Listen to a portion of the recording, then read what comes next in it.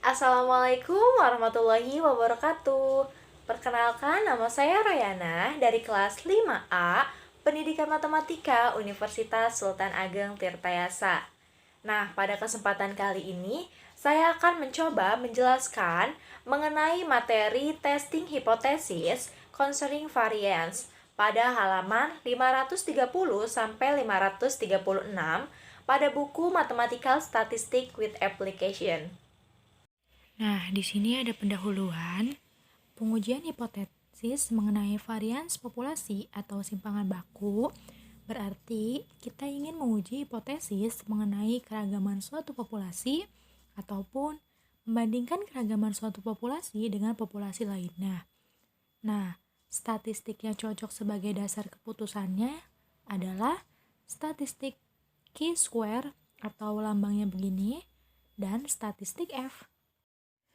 Nah, di sini ada uji hipotesis mengenai varian populasi. Kita asumsikan Y1, Y2, titik-titik sampai Yn merupakan sampel acak dari distribusi normal. Nah, kan di sini distribusi normal. Maka, nilai harapan dari Y sama dengan mu dan varian Y sama dengan sigma kuadrat. Pada pengujian varians populasi terdapat perbandingan dengan suatu varians tertentu, yaitu sigma 0 kuadrat dan hipotesisnya sebagai berikut. H0 yaitu sigma kuadrat sama dengan sigma 0 kuadrat. Jika H0 ini ditolak, maka yang diterima yaitu HA.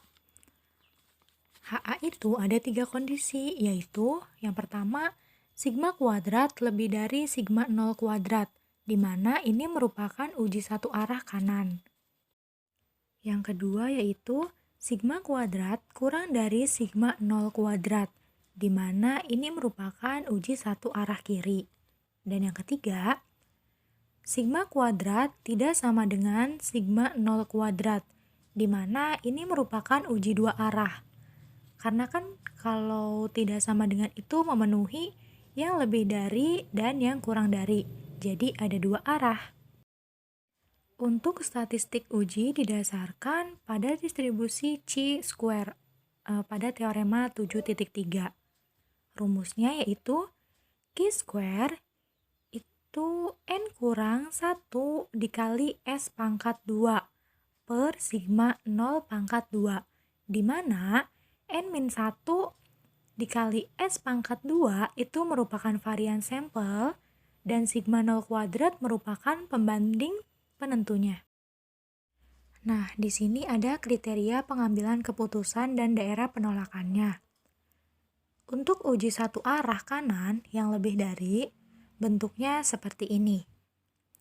Karena tolak H0 apabila chi-square lebih dari chi-square alpha di sebelah kanan ya, dengan derajat bebasnya n-1. Sisanya yang bukan termasuk ini diterima H0-nya. Selanjutnya, uji satu arah kiri yang kurang dari. Maka, tolak H0 apabila chi-square kurang dari chi-square 1 dikurang alfa dengan derajat bebas n-1. Sisanya itu diterima H0. Kemudian, untuk uji dua arah kanan-kiri, tolak H0 apabila chi-square lebih dari chi-square 1 dikurang alfa per 2 dengan derajat bebas n dikurang 1, atau chi-square kurang dari chi-square alfa per 2 dengan derajat bebasnya n dikurang 1. Nah, kenapa di sini alfa per 2? Karena di sini alfanya ada 2 di sebelah kanan dan kiri, dan masing-masingnya dibagi oleh 2. Daerah bagian tengah ini atau sisanya ini diterima H0-nya. Ketika chi-square alfa sudah diketahui, maka untuk V atau derajat bebasnya sama dengan N dikurangi 1. P atau peluangnya adalah chi-square lebih dari chi-square alfa sama dengan alfa. Sedangkan nilai dari chi-square alfa ini diketahui pada tabel 6 pada appendix 3. Selanjutnya ada uji hipotesis rasio varian dua populasi. Asumsikan sampel bebas dari populasi normal. Pada pengujian varian dua populasi ini dilakukan untuk menguji apakah dua populasi ini memiliki kesamaan varian. Nah, andaikan Y11, Y12 sampai Y1N dan Y21, Y22 sampai Y2N adalah variabel acak independen dari distribusi normal dengan cara yang tidak diketahui. Dan untuk varian Y1I sama dengan sigma 1 kuadrat, dan untuk varian Y2I sama dengan sigma 2 kuadrat. Kita akan menguji hipotesisnya. Nah, untuk H0 yaitu sigma 1 kuadrat sama dengan sigma 2 pangkat 2. Dan untuk HA-nya, sigma 1 kuadrat kita misalkan lebih dari, karena kan HA itu kan ada 3 kondisi ya tadi, sudah dijelaskan. Sigma 1 kuadrat lebih dari sigma 2 pangkat 2. Untuk statistik ujinya, didasarkan pada distribusi F dari definisi 7.3, di mana W1 dan W2 bebas variabel acak terdistribusi Q-square. Nah, dari definisi 7.3 itu diketahui bahwa rumus F-nya sama dengan W1 per V1 per W2 per V2, di mana W1 dan W2 itu terdistribusi normal ya. Dan untuk V-nya merupakan derajat bebas, jadi N dikurangi 1. Nah, dari sini bisa kita tulis seperti ini. Dan dari sini juga N1 kurang 1 bisa dicoret dan N2 kurang 1 juga bisa dicoret, sehingga menghasilkan seperti ini. Dan H0, di mana sigma 1 kuadrat sama dengan sigma 2 kuadrat, maka F sama dengan S1 pangkat 2 per S2 pangkat 2. Nah, untuk daerah penolaknya, karena varian sampel S1 pangkat 2 dan S2 pangkat 2 itu memperkirakan varian masing-masing populasi, nah kita tolak H0 dan kita terima HA jika S1 pangkat 2 jauh lebih besar dari S2 pangkat 2. Sehingga kita gunakan daerah penolakannya dari bentuk berikut. Sama dengan himpunan S1 pangkat 2 per S2 pangkat 2 lebih dari FA. Sama dengan himpunan F lebih dari FA, di mana FA-nya dipilih sebagai PF lebih dari FA, sama dengan alfa.